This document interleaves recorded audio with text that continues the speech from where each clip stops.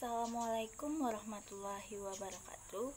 Perkenalkan, nama Ibu Mutia, Ibu mahasiswi dari FKIP Unlam, jurusan Pendidikan IPA di Banjarmasin. Alamat Ibu di Handilwakti. Insya Allah, Ibu akan mengajarkan kalian untuk beberapa minggu ke depan bersama dengan Ibu Aninda dan rekan Ibu Rabiatul Maulida. Jangan lupa jaga kesehatan. Sampai jumpa di kelas. Terima kasih. Wassalamualaikum warahmatullahi wabarakatuh.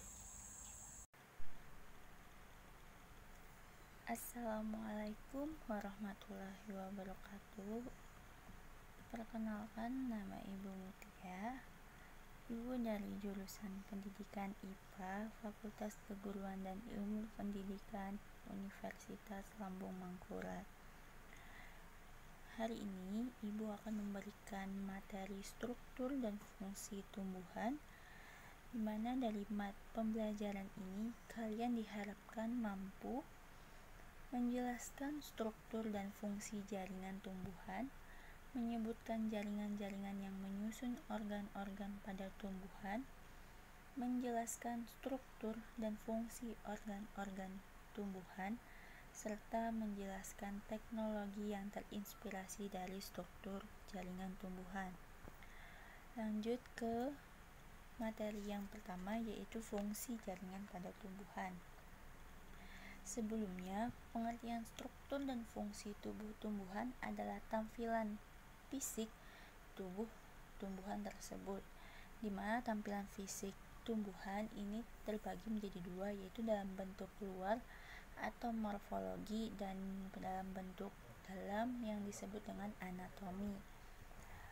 Lanjut ke fungsi jaringan pada tumbuhan. Yang pertama ini ada jaringan meristem. Jaringan meristem adalah jaringan yang sel-selnya aktif membelah membentuk sel yang baru untuk melakukan pertumbuhan dan perkembangan. Yang kedua ada jaringan permanen atau yang disebut dengan jaringan dewasa. Ini adalah jaringan yang telah mengalami diferensiasi berdasarkan bentuk dan fungsinya, dan juga merupakan jaringan yang tidak aktif membelah lagi. Jadi perbedaan antara jaringan meristem dan jaringan dewasa ini dapat dilihat dari pembelahan sel, di mana aktif membelah ini pada jaringan meristem dan tidak aktif membelah pada jaringan dewasa. Selanjutnya pada ukuran sel pun terdapat perbedaan, yaitu pada jaringan meristem relatif kecil dan pada jaringan dewasa ukuran selnya relatif lebih besar dibandingkan sel jaringan meristem. Yang pertama ini ada jaringan meristem. Seperti pada tampilan video, jaringan meristem ini terbagi atas tiga, yaitu meristem primer, di mana meristem primer terdapat pada ujung batang dan ujung akar. Ini bertujuan untuk melakukan pertumbuhan primer, di mana memanjang ke atas pada batang dan memanjang ke bawah pada akar. Yang kedua ada meristem sekunder, berasal dari sel-sel dewasa yang berubah sifatnya menjadi aktif membelah kembali, atau yang bersifat meristematis. Ini misalnya kambium yang menyebabkan pertumbuhan sekunder pada tumbuhan dikotil. Yang ketiga ada promeristem, adalah jaringan meristem yang telah ada ketika tumbuhan masih dalam tingkat embrio, contohnya pada lembaga biji tumbuhan. Lanjut ke jaringan yang kedua, yaitu ada jaringan permanen dewasa. Jaringan permanen atau dewasa ini terbagi atas 4, yaitu jaringan parenkim, jaringan dermal, jaringan penguat, dan jaringan pengangkut. Yang pertama ada jaringan parenkim. Jaringan parenkim ini disebut juga sebagai jaringan dasar atau ground tissue, karena hampir setiap bagian tumbuhan mempunyai jaringan parenkim. Parenkim terdapat pada akar, batang, daun, dan melingkupi jaringan lainnya, misalnya pada xilem dan phloem. Selanjutnya ada jaringan dermal. Jaringan dermal adalah lapisan pelindung terluar tumbuhan. Ini contohnya pada akar yang memiliki modifikasi berupa tonjolan keluar yang disebut rambut akar, dan pada bunga mawar modifikasi berupa duri atau spina dan stomata. Jaringan yang ketiga yaitu ada jaringan penguat atau jaringan penyokong. Jaringan penguat pada tumbuhan ini umumnya terdiri dari sel-sel berdinding tebal serta mengandung lignin dan zat-zat lainnya. Yang keempat ada jaringan pengangkut.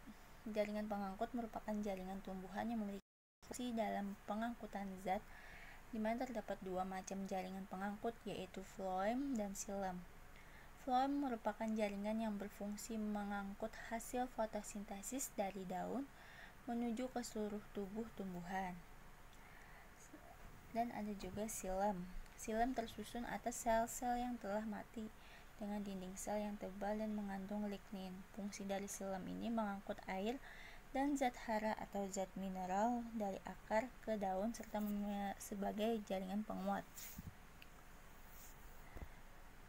Lanjut, struktur jaringan dan fungsi organ tumbuhan.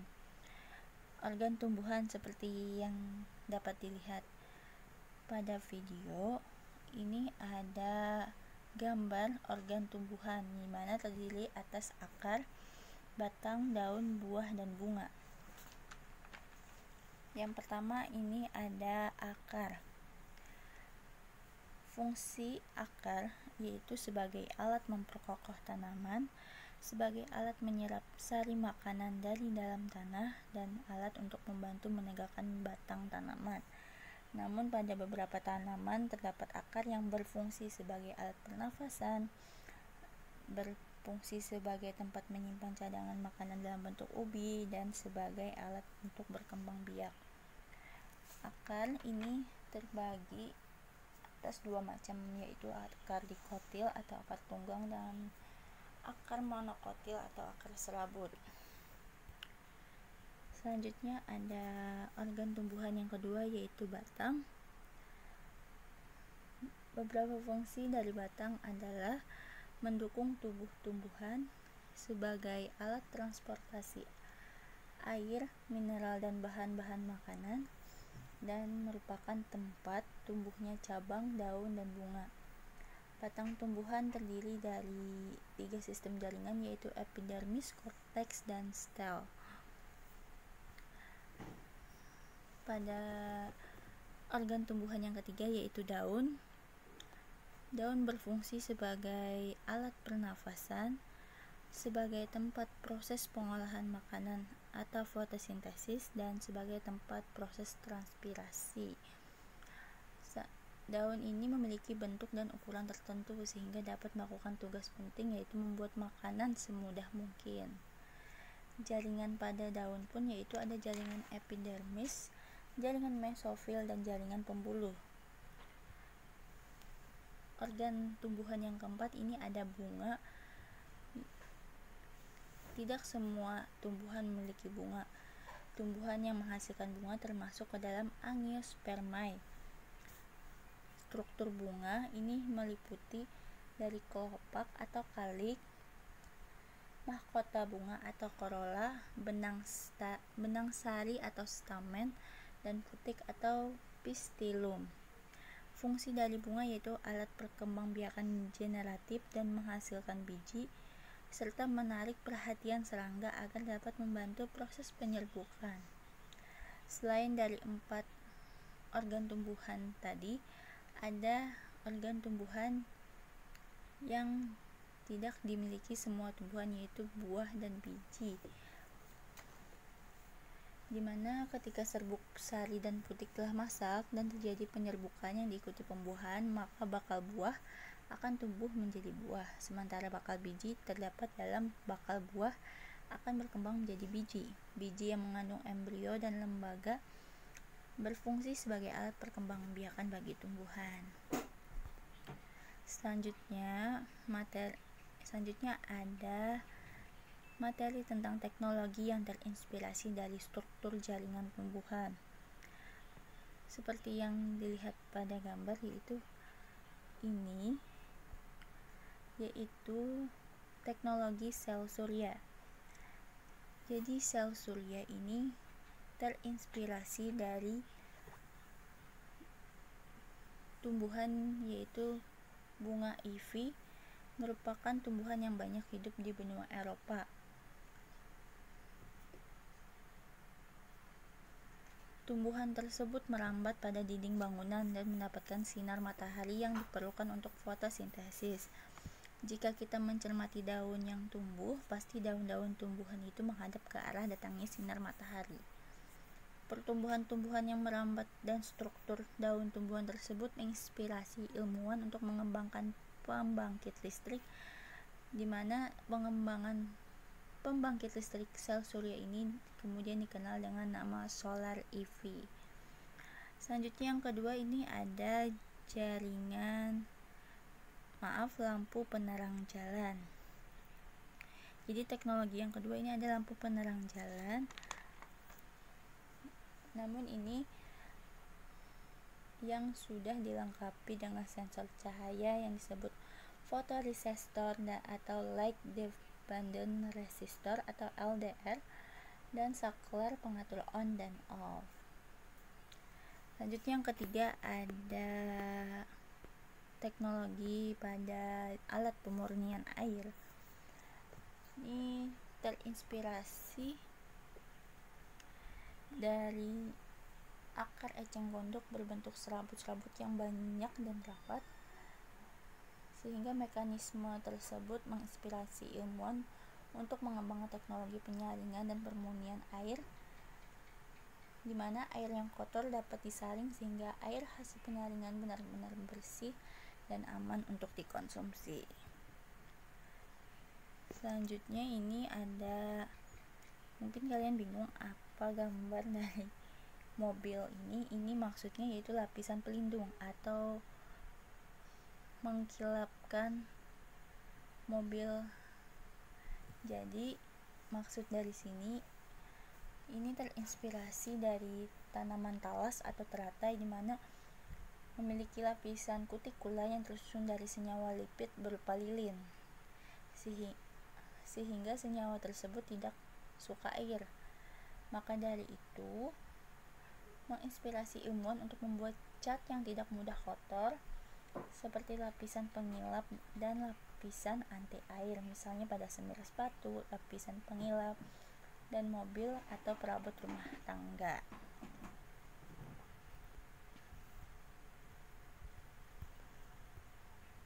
Baiklah, itu saja yang dapat Ibu sampaikan. Jika ada hal yang kurang jelas, bisa kalian tanyakan langsung melalui WA group maupun di Google Classroom. Jangan sungkan bertanya. Terima kasih, tetap jaga kesehatan. Wassalamualaikum warahmatullahi wabarakatuh.